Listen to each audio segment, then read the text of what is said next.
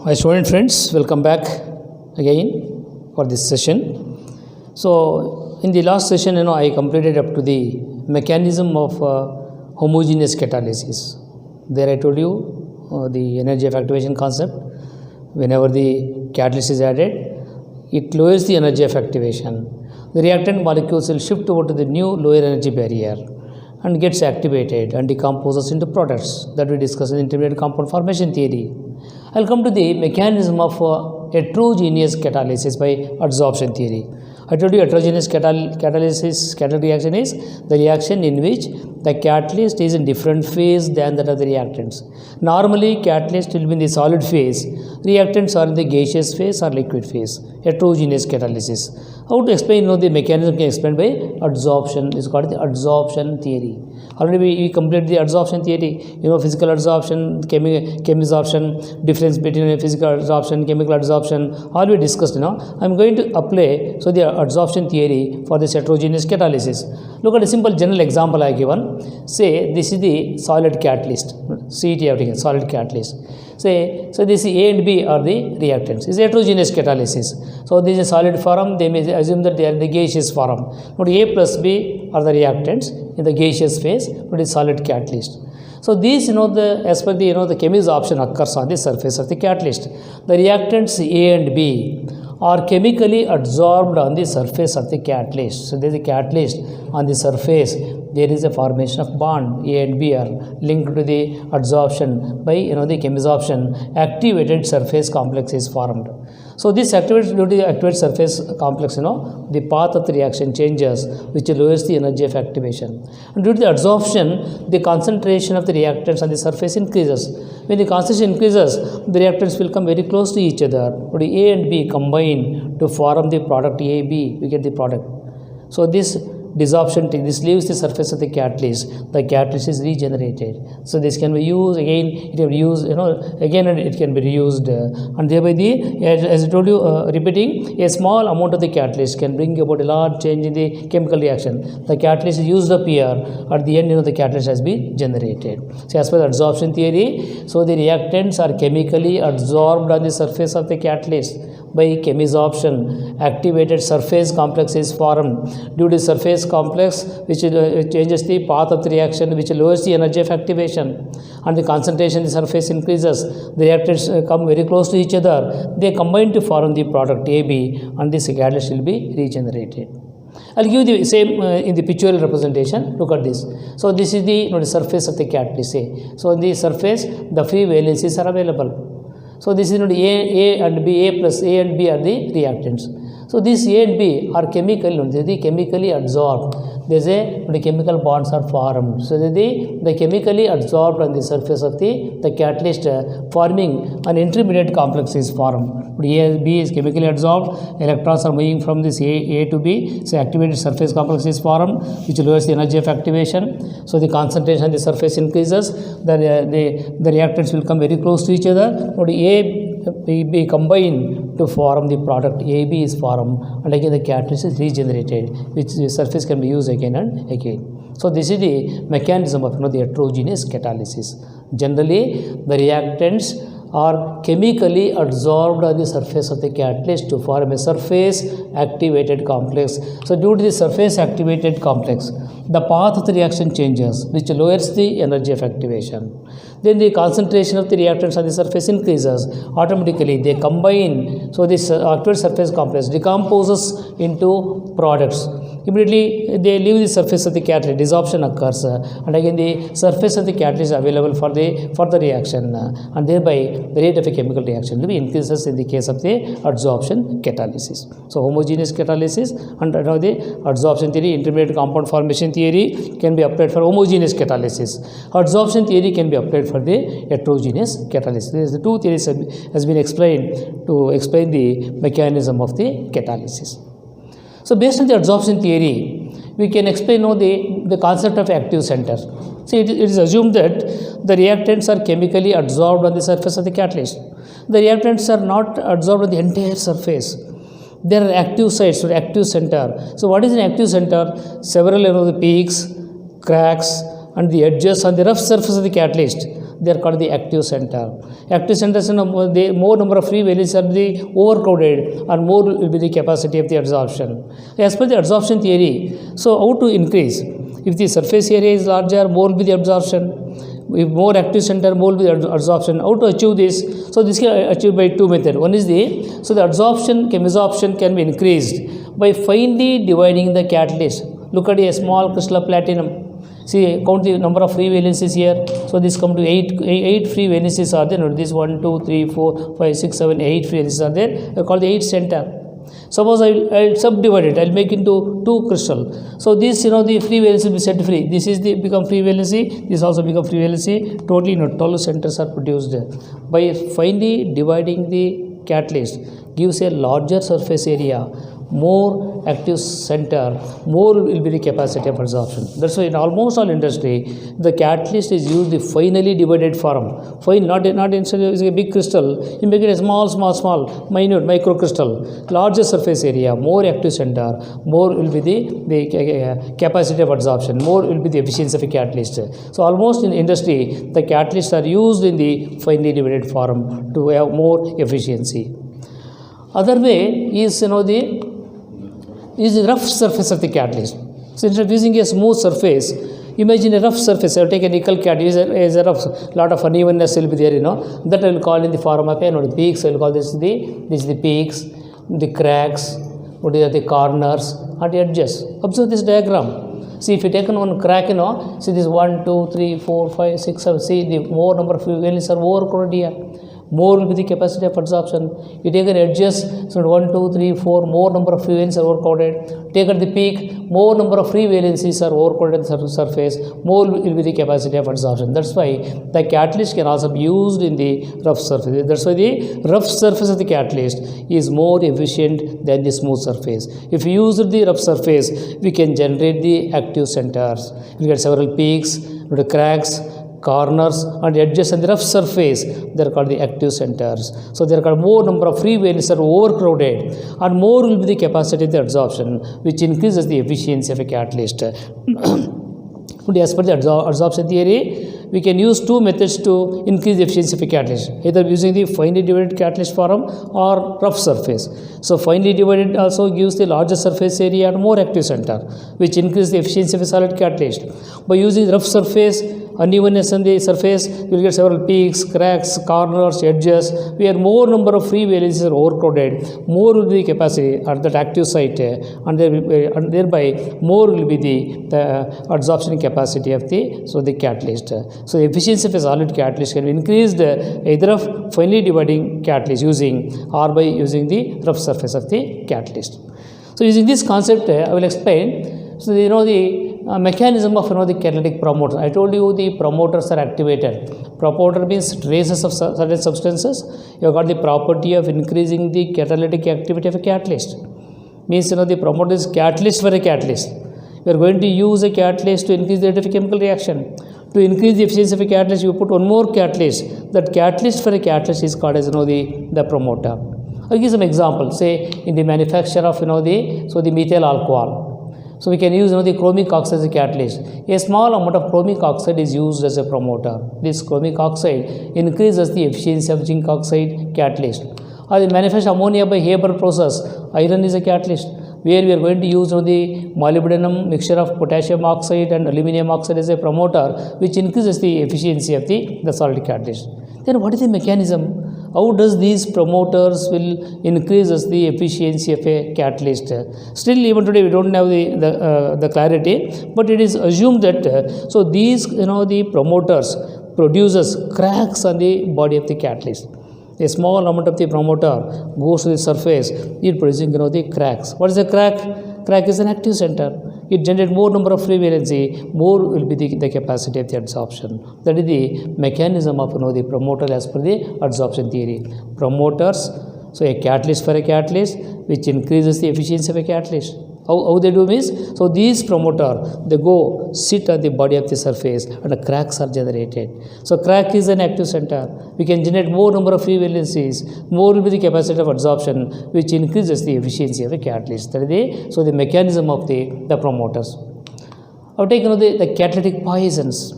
So these poisons, I told you, are traces of certain substances. You have the property of destroying the catalytic activity of a catalyst. They are called catalytic poisons. Look at the poisons.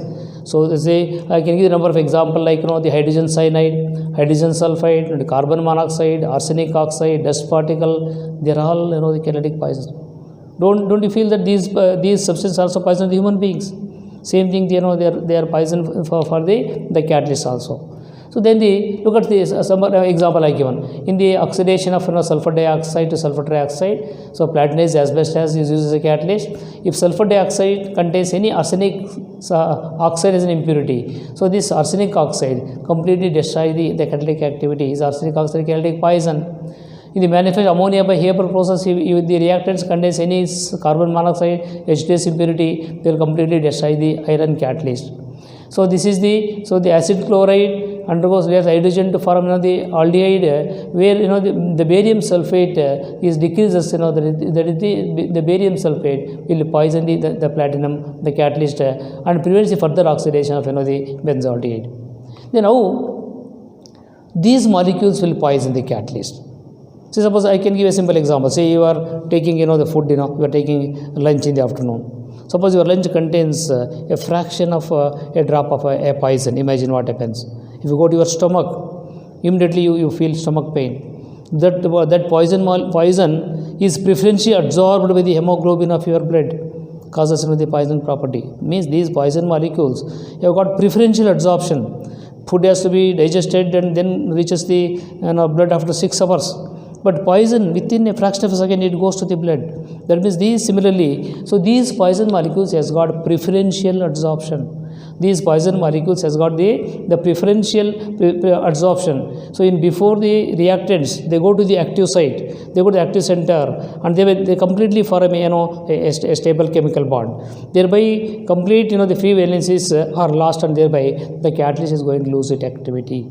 That is the mechanism of the catalytic poison is that these poison molecules are preferentially absorbed at the active sites, and thereby forming a stable chemical bond, so that the surface is not available for the reactants to be getting absorbed, because valencies has been satisfied and chemical bond has been formed by the carbon monoxide or the poison molecules. Thereby the catalyst loses its catalytic property, and they are called as the catalytic poisons.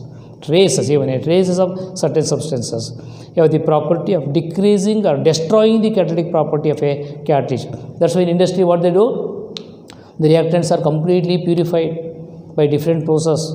The purity will be tested in a box called $10 box. So after the gases are completely purified from any one of these poison molecules, then only the reactants will be passed over the catalyst. If you simply pass the reactants over the catalyst loses its activity, and because the catalysts are very costly, they lose their function, completely loses the catalytic property. It is called the catalytic poison. It's mainly because of the preferential absorption. I am using the word. The poison molecules are preferentially absorbed on the surface of the catalyst. They form a stable chemical bond at the surface.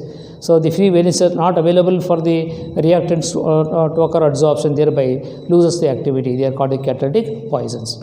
But definition, example, and mechanism of the catalytic poisons. This already discussed.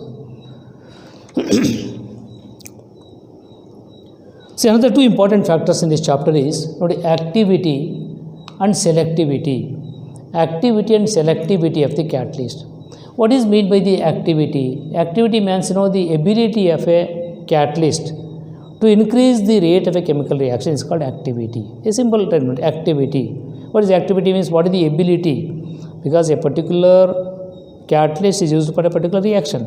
What is the ability of a catalyst to increase the rate of a chemical reaction is called the activity. And again, mainly the activity of a catalyst depends upon the chemisorption. Chemisorption occurs on the surface, chemically absorbed on the surface. But look at the point here. We are expecting the chemisorption to occur. But there should not be a strong chemisorption should not occur. Suppose if a strong chemical bond is formed on the surface, we cannot use the surface. Like the poison molecules, they form a stable bond on the surface. We cannot use. Yearly, so the reactant should be reasonably absorbed, but should not be strongly absorbed. If they strongly adsorbed, we cannot use the catalytic surface. Therefore, so this is the activity of the catalyst. So the activity of a catalyst mainly depends upon the chemisorption. So chemisorption, too much strong chemisorption should not occur. Only reasonably good chemisorption should occur. They could be able to do the surface reaction. They should be converted into product. And again, they leave the surface. The surface can be used again and again. That's called the activity. Activity can be defined as the ability of a catalyst to increase the rate of a chemical reaction is called the activity. See, as you know, so I told you a particular catalyst is used for a particular reaction. Most of the D block elements are used as a catalyst from group 5th to group 12, so vanadium, chromium, so molybdenum, nickel, copper, zinc. So for which reaction, which catalyst, which is more activity, you have to choose. On that way, by experimentation, you have to choose a particular catalyst for a particular reaction. So that is the example of the hydrogenation. Suppose you want to pass hydrogen to hydrogenation reaction, so which is a more efficient catalyst.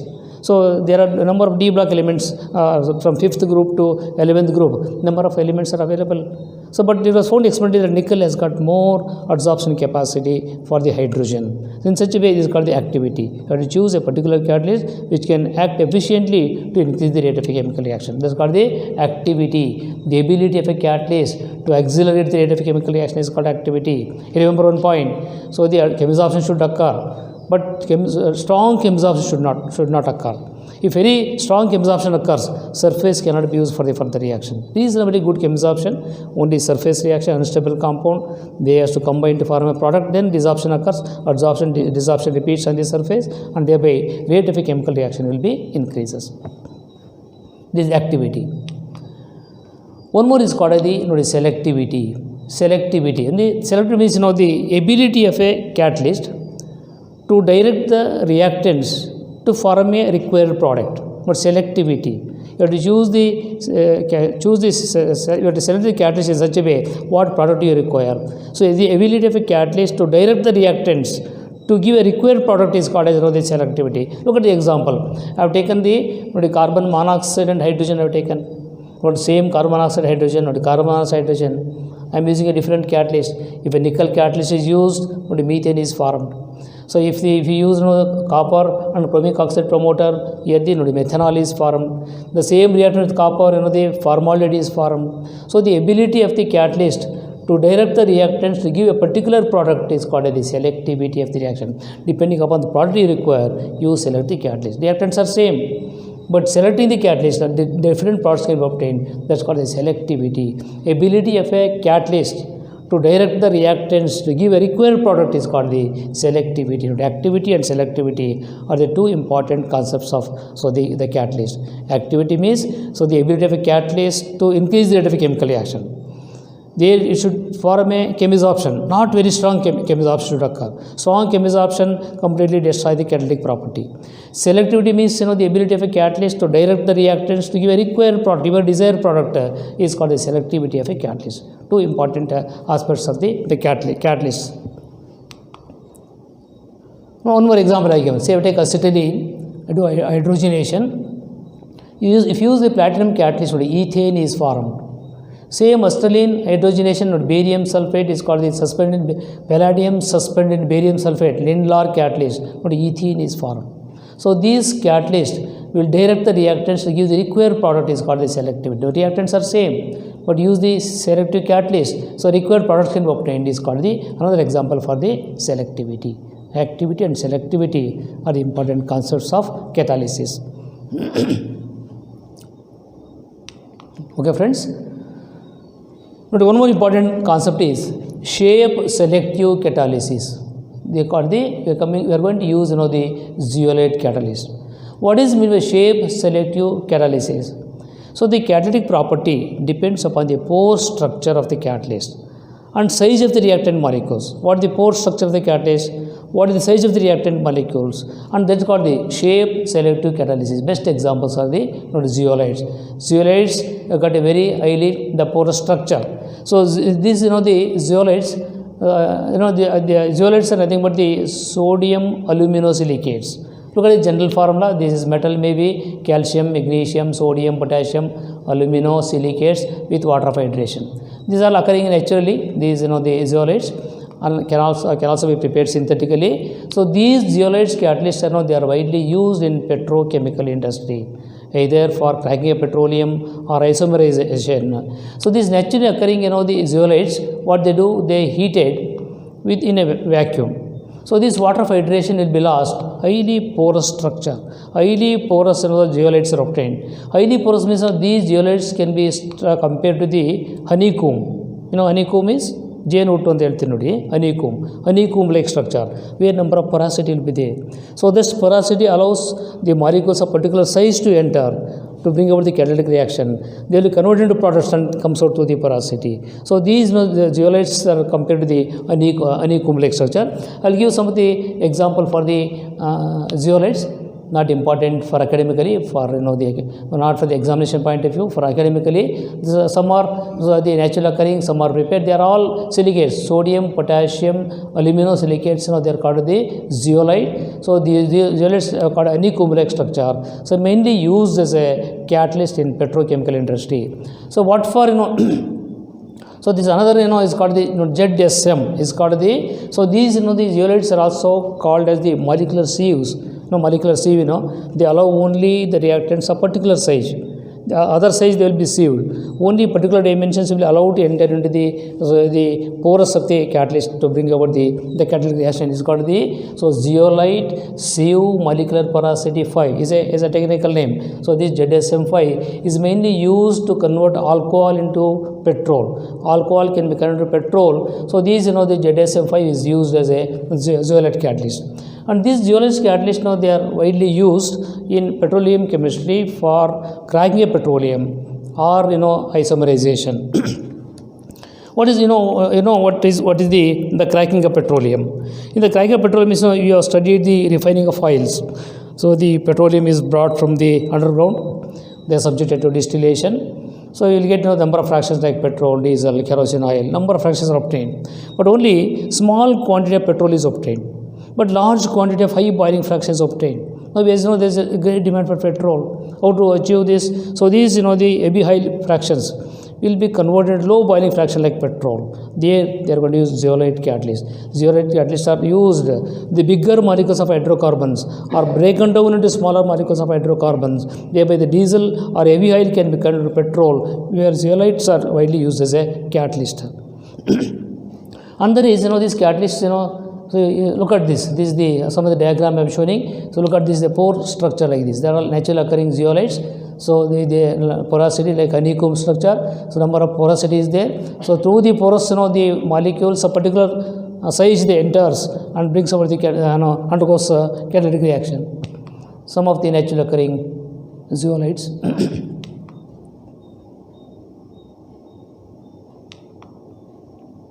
I told you, so these zeolites are widely used in cracking of petroleum and also used in the isomerization. What is isomerization is everybody using your vehicles, two-wheeler or maybe car. So you are going to have a petrol as a fuel. What is the composition of petrol? Do you know? Petrol should not contain straight chain hydrocarbons. It should contain only branched chain hydrocarbon. If it contains the straight chain hydrocarbons, they undergoes incomplete combustion and knocking property. A lot of engine has got a lot of problem and driving will become unpleasant. You should contain only the branched chain hydrocarbons.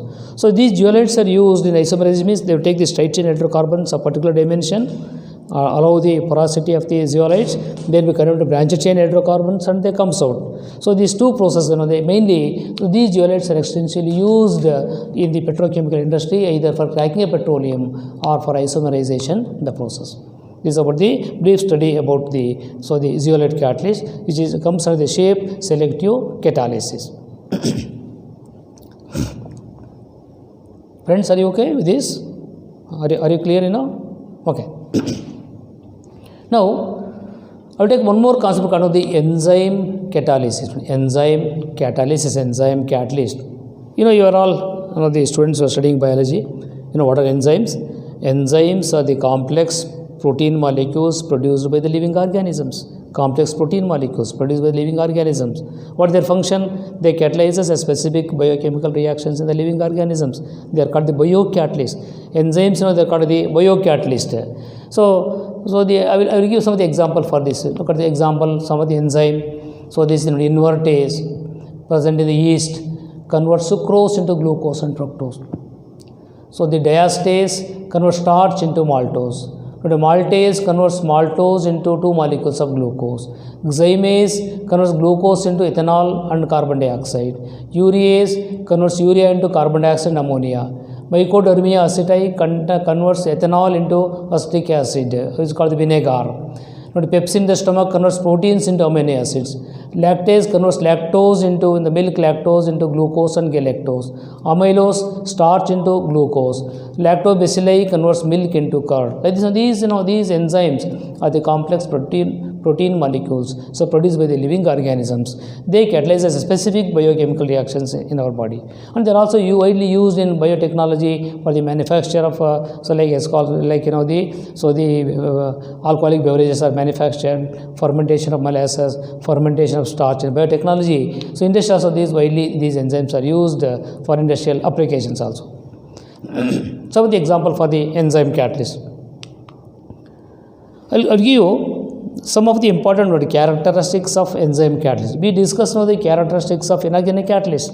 In comparison, what are the important characteristics of enzyme catalyst? We can say enzymatic action is most highly efficient. Most highly efficient means, look at the example I given. So the one enzyme can catalyze 1 million molecules of reactants per minute. 1 million molecules of reactant in 1 minute, one enzyme can catalyze. What is the efficiency?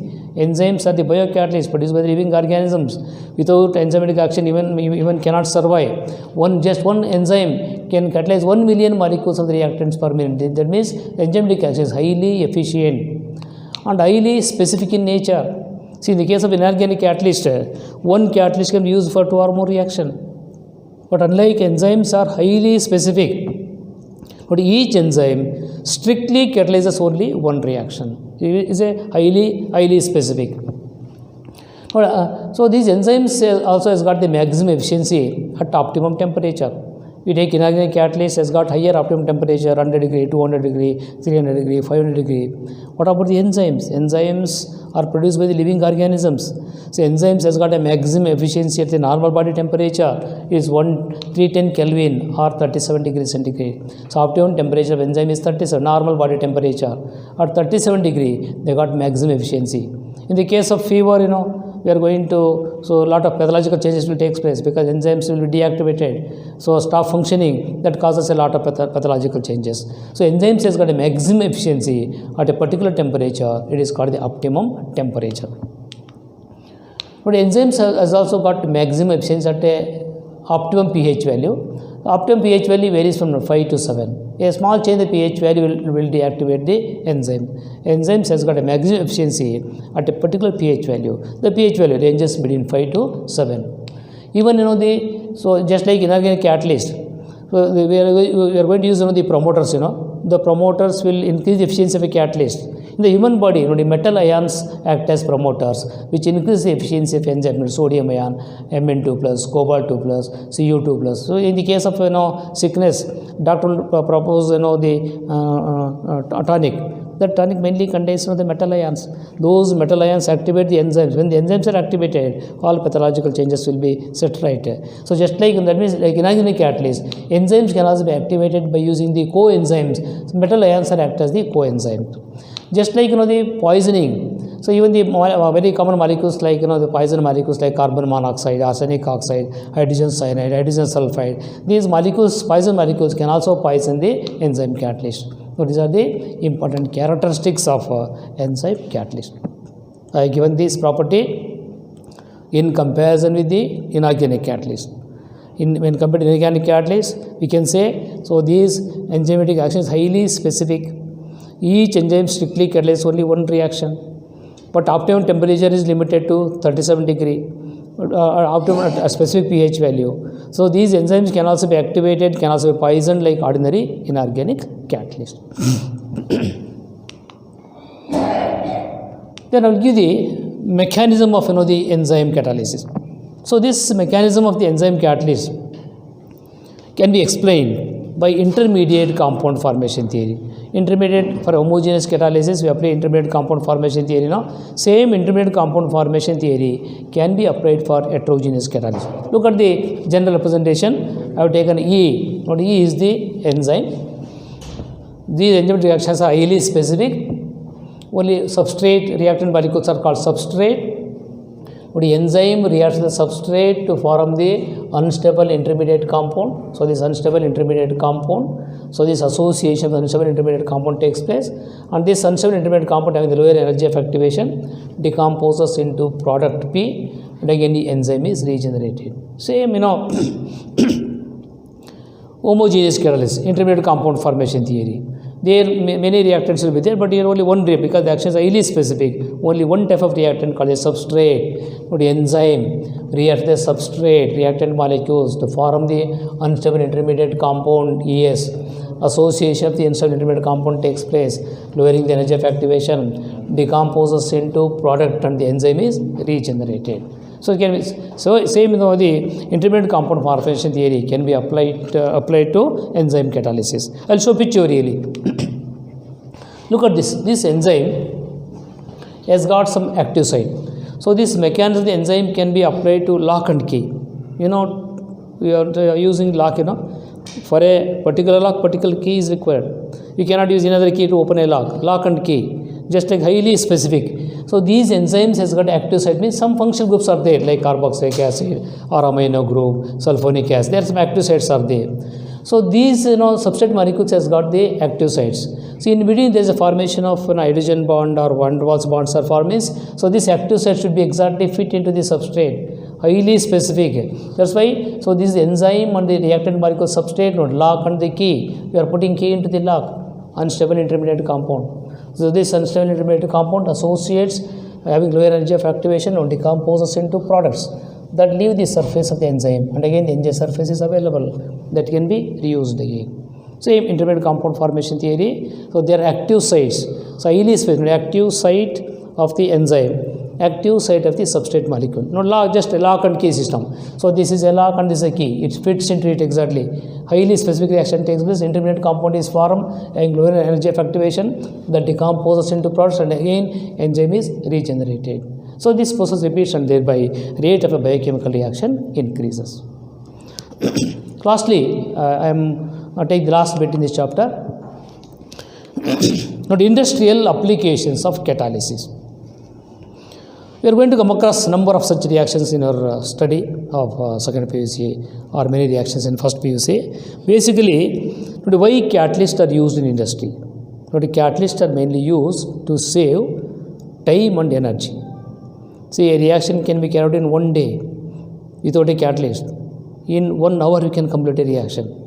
Rate of the reaction increases several thousand times.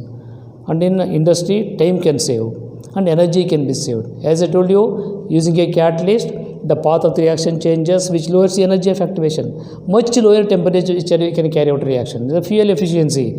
So there is a acute shortage of fuel for industry. So by using the catalyst, both time and energy can be saved. That's why in almost all industry, the catalysts are employed. I'll give you some few important applications. Some applications you might already come across. Some may be new. Just I will list out one by one applications. There is no end for applications. As you know, in the very common process, Haber process, ammonia is manufactured. This is a very interesting process because India is a agricultural country. Large amount of urea is produced, but ammonia is the raw material to produce urea. So this ammonia is produced by Haber process. So in the Haber process, nitrogen and hydrogen, they are going to use the finely iron is used as a catalyst and molybdenum as a promoter. How the catalyst is employed in industry to get the ammonia. In the contact process, sulfur dioxide, sulfur trioxide, platinum, asbestos as a catalyst to get the sulfur trioxide. Sulfur trioxide absorbed in sulfuric acid to get oleum, and oleum is diluted with water to get sulfuric acid. That is the contact process. So in the manufacture of sulfuric acid, so sulfur trioxide is produced and that's dissolved in the sulfuric is absorbed in sulfuric acid, because sulfur trioxide dissolving in water gives sulfuric acid, but it's a very highly exothermic reaction. In industry, what they do, sulfur trioxide is absorbed in sulfuric acid SO3 plus H2SO4, H2S2O7, oleum is formed. This oleum is prepared in industry. So for requirement, somebody require 2 normal sulfuric acid, 4 normal sulfuric acid, 10 normal for batteries, different application. So depending upon the dilution, they make dilution of the oleum to get sulfuric acid required concentration, and they are marketed. Where the platinized asbestos is used as a catalyst in the manufacture of sulfuric acid by the contact process. But asphalt process, because why I am using these terms, they are very common questions in your multiple choice question. You will give the common process and you have to choose the catalyst. So in the asphalt process, ammonia is oxidized to nitric oxide. Nitric oxide is oxidized to nitrogen dioxide. Nitrogen dioxide dissolved in water to get nitric acid. This is also one of the important mineral acid required for industrial application. Nitric acid is manufactured by asphalt process, where platinum rhodium wire gauge is used as a catalyst at 700 degrees centigrade, and nitric acid is manufactured. All you have come across, I am repeating again. Manufacture of the methanol from water gas. But water gas is a mixture of carbon monoxide hydrogen mixed with hydrogen, zinc oxide catalyst, chromic oxide promoter under the temperature and pressure. So water gas comes with hydrogen to form methanol. Methanol is a very industrially important solvent. The property of methanol. Ethanol, is a alcoholic beverage. Is widely used in the liquors, ethanol. But same member of the family, methanol is highly poisonous, but widely used as a solvent in industry. A small amount of methanol causes the blindness. Bit higher concentration causes the death. Methanol is a poison, but is a widely used solvent in industry. Is manufactured from water gas using zinc oxide as a catalyst and chromic oxide as a promoter at 300 degree and 200 atmosphere. Hydrogenation of oil.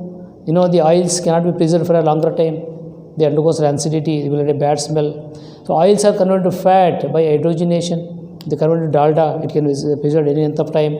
So oils are taken, hydrogen gas is passed, nickel is a catalyst. So under these conditions, liquid oil become the solid fat, and fat can be preserved in the hydrogenation of oil. So finely divided nickel is used as the catalyst, with a small amount of copper as a promoter. But manufacture of high density polyethylene, HDPE, Ziegler-Natta catalyst. This is a question. What is the composition of Ziegler-Natta catalyst? You have studied in first PUC. Ziegler-Natta catalyst consisting of titanium tetrachloride, triethyl aluminum, and N-heptane is a solvent.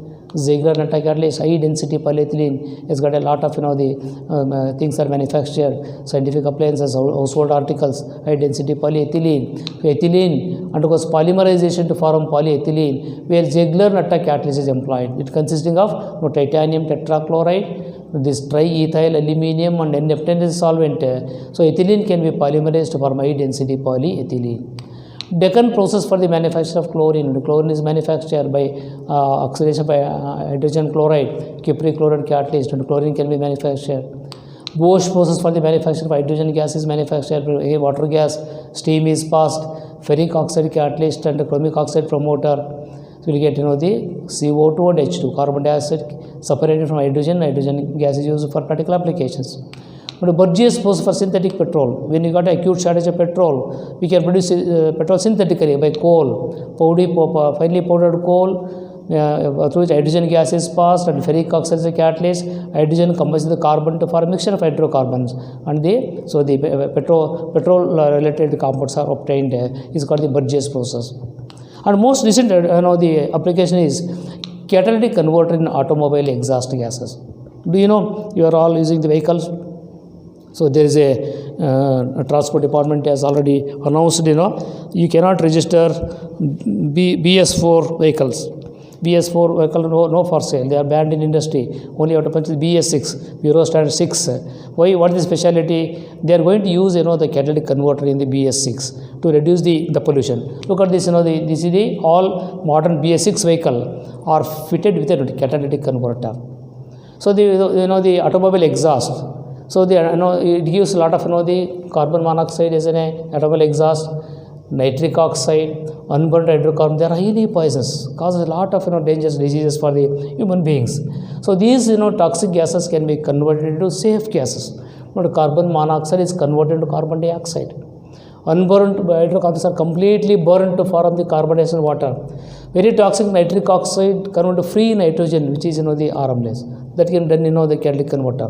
This consisting of a platinum rhodium is a very costly catalyst. Platinum rhodium gas, where the automobile exhaust is made to pass through this catalytic chamber.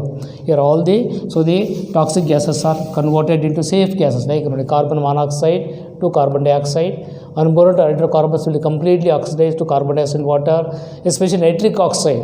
Any oxides of nitrogen, if not nitric oxide, all oxides of nitrogen will be converted to free nitrogen and they enter the steam. But look at here, no doubt we are getting the carbon dioxide. As well, these are all global warming. Again, you take measure to reduce the carbon dioxide atmosphere, growing more forest. So you have to control the carbon dioxide balance. These are the various applications of the catalyst. So with this, I am going to conclude this catalysis chapter. Please go through this video very carefully. If you have any doubts, you play repeatedly and go through. And assignment will be given to you in the chapter. Please work it out, and anything you can call us and clarify. Thank you.